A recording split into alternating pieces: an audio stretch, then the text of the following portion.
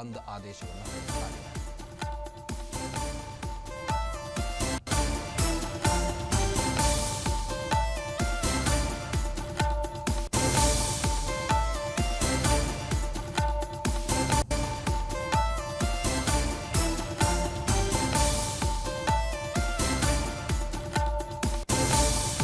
ಯುಗಾದಿಗೆ ಬೆಂಗಳೂರಿನ ಫ್ಲೈಓವರ್ಗಳನ್ನು ಬಂದ್ ಮಾಡಲಾಗಿದೆ.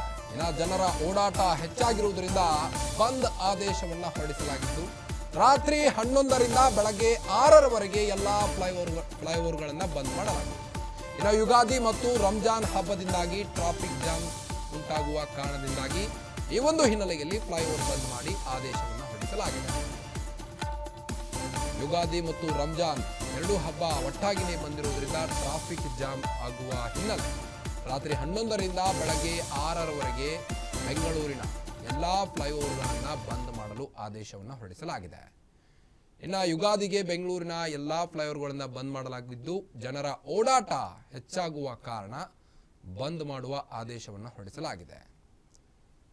ನಗರದ ಹೆಬ್ಬಾಳ್ ಬ್ರಿಡ್ಜ್ ಆಗಿರಬಹುದು, ಇನ್ನು ಯಶವಂತಪುರ ಬ್ರಿಡ್ಜ್ ಆಗಿರ್ಬೋದು, ಸಾಕಷ್ಟು ಫ್ಲೈಓವರ್ಗಳನ್ನು ಬಂದ್ ಮಾಡಲು ಆದೇಶವನ್ನು ಹೊರಡಿಸಿದಂತಾಗಿದೆ.